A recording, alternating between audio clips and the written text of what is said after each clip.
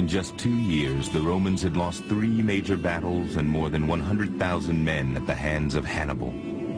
Following the Battle of Cannae, Hannibal's youngest brother Mago returned home, where he offered Carthaginian leaders an impressive display of his brother's victories. Mago has these chests carried into the Carthaginian Senate, and they contain the rings that the Roman aristocracy wore. Mago has these things poured out in great mounds on the floor just to show how many Romans they've killed. Back in Italy, Hannibal fully expected the Romans to surrender. He dispatched an emissary and 10 hostages to Rome to negotiate terms for peace. He didn't want to shatter Rome and destroy it altogether. What he wanted to do was a fairly standard thing, the way most people in the world thought of warfare, and that was fight to the point where one side admitted that it had been beaten and then accepted a treaty by which it conceded various things that the victor wanted. The Romans just did not think that way. Every Roman war was taken personally. The Romans not only refused to surrender, they forbade Roman citizens to pay ransom for their family members. They refuse to accept that they have been defeated by all the acknowledged rules of war. It could be patriotism, it could be sheer bloody-mindedness that they do this, but they carry on. Hannibal was probably shocked when his emissaries came back empty-handed. His entire strategy was based on the notion that after a major victory on his part, the Romans would stop. Instead, the Romans raised a new army, 25 legions of 4,000 men each. At the same time, the Romans realized it had been a mistake to abandon the delaying tactics of Fabius. They again changed strategy and resumed their war of attrition. Hannibal needed victories in the battlefield if the Roman allies were to join him. The Romans simply refused to face him. They decided to pin him down. Quintus Fabius Maximus, known to the Romans as the Delayer, took command of the Roman armies. His strategy, which he'd used for a short period before Cannae, became effectively the official Roman policy. Hannibal wouldn't be fought. But changes in strategy weren't enough in the panic after Cannae. The Romans were convinced that they had lost the favor of their gods. They must make amends. The Romans sought to make things right with the universe by doing whatever it took to make things right with the gods again.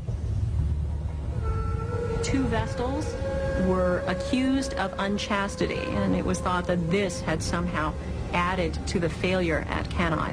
One of the Vestals was buried alive, as was the tradition for dealing with an unchaste virgin. The other one had conveniently committed suicide. In the wake of the loss of the Vestals, we have a very unusual ritual being performed by the Romans.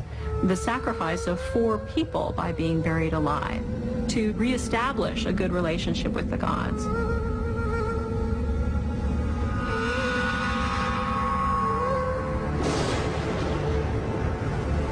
Hannibal continued his rampage through southern Italy. Some towns fell to the sword, others simply changed their allegiance from Rome to Carthage. His biggest prize was Capua, the 2nd largest city in Italy. Hannibal's grand plan to isolate Rome appeared to be working. By 212 BC, he controlled much of southern Italy. But not all Italians viewed the Carthaginians as liberators. Many saw them as murderous barbarians. Those steadfast allies refused to abandon their allegiance to Rome, fearing retribution if Hannibal were ever defeated. What Hannibal faced in the wake of his great victory at Cannae was the fact that his strategy was misconceived. Even though states in the south of Italy would begin to rebel against Rome, the core of Roman power in northern and central Italy would remain intact. He had simply not anticipated this. He had misunderstood what the relationship was between Rome and its allies. His allies were not going to desert, so no matter what he did in Italy, it would not be enough. Those Roman allies whom Hannibal had won over were now demanding he protect them from the wrath of the vengeful Roman. He would now be forced to fight a defensive war. All of these communities that have defected to Hannibal, supplied him with soldiers, then start crying out to Hannibal, it's because of you and because of what we've done, the Romans are coming for us. so Hannibal has to rush from one crisis to another. A critical turning point came in 211 BC when the Romans laid siege to Capua. Unable to lure the Romans into an open battle, Hannibal was powerless to break the siege. He responded with a breathtaking gamble. Hoping to draw the Romans away from Capua, he marched his army to the gates of Rome. The Greek historian Polybius later recounted the horror of that day. When the arrival of his army was reported, a wave of fear and panic swept through the city, for never before had Hannibal approached so close to the capital. The men therefore immediately manned the walls and occupied the commanding positions outside the city, while the women made the rounds of the temples and besought the gods to protect them, sweeping the pavements of the shrines with their hair, as is their custom at moments when extreme peril threatens the country. Hannibal's arrival at the gates caused great alarm, but it was 5 years too late. In the time since the Roman defeat at Cannae, the Republic had recovered both in spirit and strength, leaving Hannibal in a purgatory of sorts.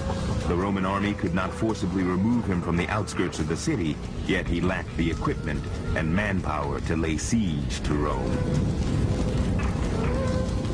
In a show of disdain for Hannibal, the Roman Senate auctioned off the very land on which the Carthaginian army was camped, at full price. Hannibal retreated to the southeast. Over the next several years, the Carthaginians fought and won small skirmishes against the Romans, but only seized one port city on the opposite side of Italy from Spain. For all intents and purposes, Hannibal was cut off from his homeland and much-needed reinforcements. Hannibal had become a chronic problem for the Romans, but a manageable one. Whilst the Romans don't beat him, successively over the years they do pen him more and more tightly into an increasingly small corner of Italy. With Hannibal bogged down in Italy, the Romans expanded their battle against Carthage to new theaters throughout the Mediterranean. Through having this series of proxy wars, Spain, Sicily, Sardinia, southern Gaul, Italy, Illyria, the war starts to look as though it's kind of a first world war. It's taking place everywhere in the Mediterranean. It will eventually take place in Africa as well. Hannibal's brother Hasdrubal fought the Romans in Spain, and his army was destroyed. With the Barcid stronghold now in the hands of the enemy, he assembled a small army and made his own crossing of the Alps. Hasdrubal arrived in northern Italy in early 207 BC and hoped to soon meet up with his brother. But the Roman army was waiting for him.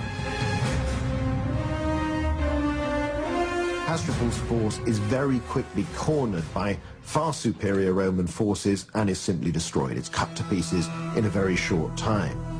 Now, Hannibal only finds out that his brother was in Italy at all when the Romans, having beheaded his brother, throw the severed head over the rampart of his camp in southern Italy.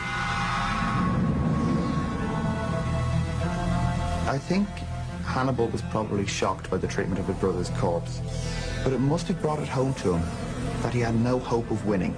There was no Carthaginian armies to come from Spain. There was certainly no Carthaginian army to come from Carthage. He had to win this war, or at least survive in this war, purely with the troops he then had. It was quite clear that wasn't going to be enough. In 204 BC, Hannibal received an urgent message from Carthage. His home city was under attack by the Romans. Hannibal departed Italy for North Africa to fight a battle that would decide the fate of Carthage and the entire Western world.